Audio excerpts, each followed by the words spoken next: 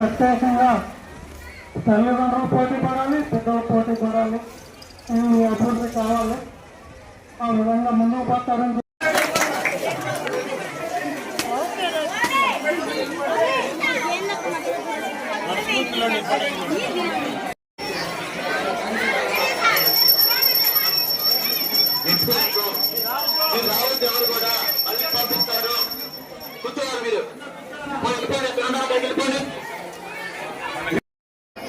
వాళ్ళ విధంగా చేయగలరని కూడా వాళ్ళు చేయగలరని కూడా నేను కోరుకుంటున్నాను.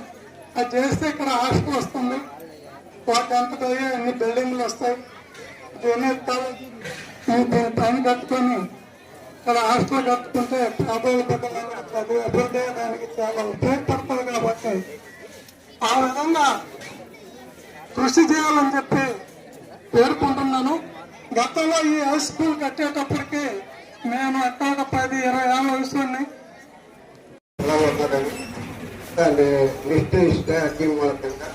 మినిస్టర్ గారికి ముందు వంటగదిని ఏర్పాటు చేస్తామని నేను సభాముఖంగా ప్రకటించాను. సోమాల గారికి, మన సర్పంచ్ వీరందరికీ నా ఉదయపూర్వక శ్రేయోభిలాష్.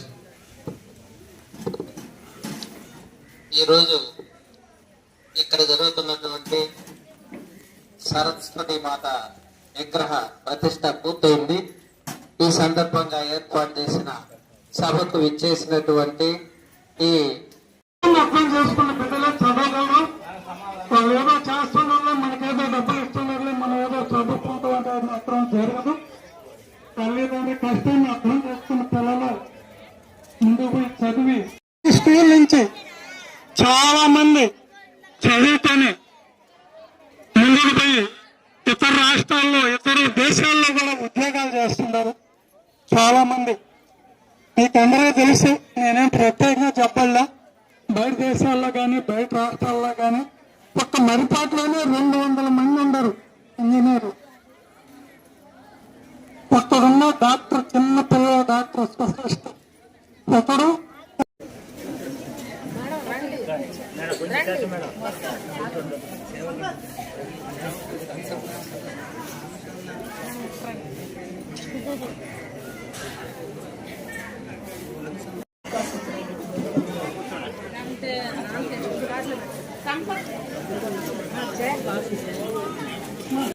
నా పేరు మేకల విజయశేఖర్. నేను ఇక్కడ 6వ క్లాస్ నుంచి 8వ క్లాస్ వరకు చదివినాను. ఇక్కడ 7th నుంచి 8th టెస్ట్ రాయడం వల్ల నేను గురువు పాఠశాల తర్వాత చదివాను. ప్రస్తుతం అమెరికాలో ఉద్యోగం చేస్తున్నాను సాఫ్ట్వేర్ ఇంజనీర్గా. ఇక్కడ ఈ సరస్వతి విగ్రహాన్ని కానీ గుడిని కానీ అంతా మా తమ్ముడు మేకల హనుమంతరావు కట్టించాడు. దీని అంతటికీ దాదాపుగా 6 లక్షల దాకా ఖర్చు అయినది. అదే కాకుండా అతను మెరిట్ విద్యార్థులకి ప్రతి సంవత్సరము ఒక 60,000 దాకా ఖర్చు పెడతాడు. అలాగే స్టూడెంట్స్ని ఎంకరేజ్ చేస్తూ ముందుకి ఏ అవసరం వచ్చినా కూడా ఇక్కడ సహాయ సహకారాలు అందిస్తుంటారు.